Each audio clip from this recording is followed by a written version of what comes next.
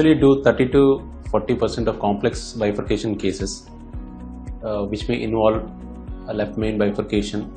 Different strategies we use, and it requires a very good hardware, very good stents which has an open cell design and valley-to-valley connectors with 6 crown. So these hardwares are very important for complex bifurcation cases, especially when vessels are very tortuous, which involves an ostial lesion and a calcified vessel.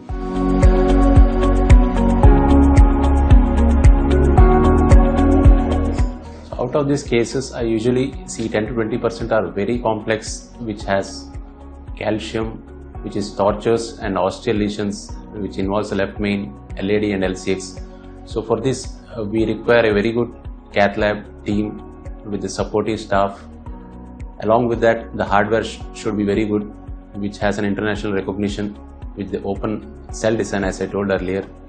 Very good expansion capacity, which is seen especially in an open cell design technology, so as to protect the side branch.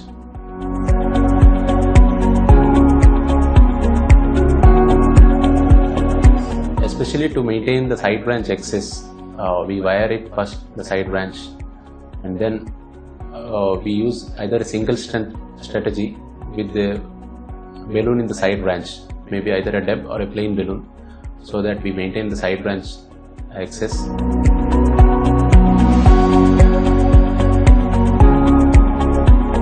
Sometimes when there is a calcium in the side branch, we may have to sometimes use a scoring or a cutting balloon and open the side branch.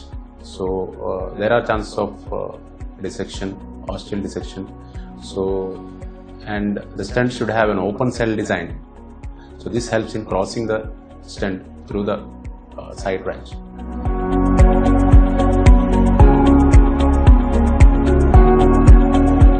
Very rarely we see when the patient is having an uncontrolled diabetes or a heavily calcified vessel where the patient has not undergone an orbital atherectomy or the other atherectomy procedures. So there are chances of having stent recoil, maybe hardly 0.1% of the cases, I can say. Chances of restenosis possibilities.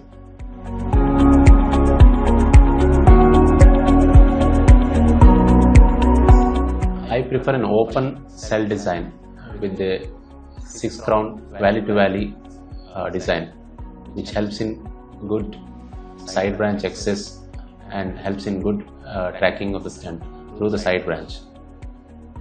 So in a closed cell design, it prevents the stents crossing and also the trackability. You may have to push it a lot harder. That may cause stent damage.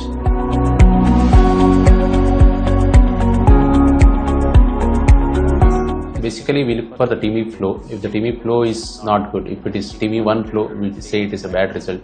If the TME flow is good, that means TME flow is 3, then we say there is a good expansion of the stent and stent is well opposed and expanded. So it is always better to have a good TME flow, and which helps preventing restenosis.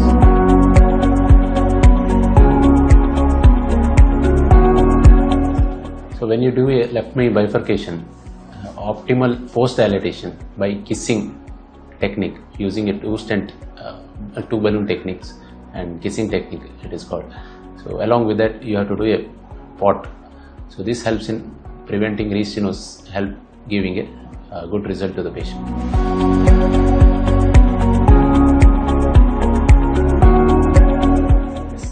I would prefer to use an open cell design with a good expansion capacity as a side branch saviour.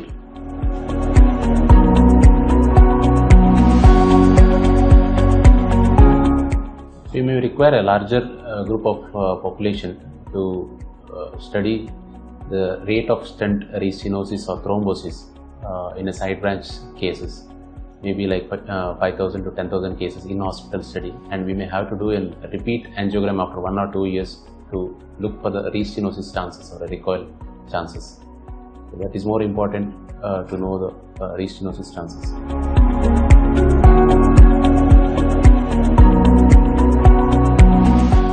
We had a 60-year-old male who presented with exertional angina, whose TMT was positive. We did an angiogram which showed heavily calcified ostial part of the OM and just after the OM in the L6 there was a calcified nodule. We used a scoring balloon and then pre-dilated with the kissing two balloons.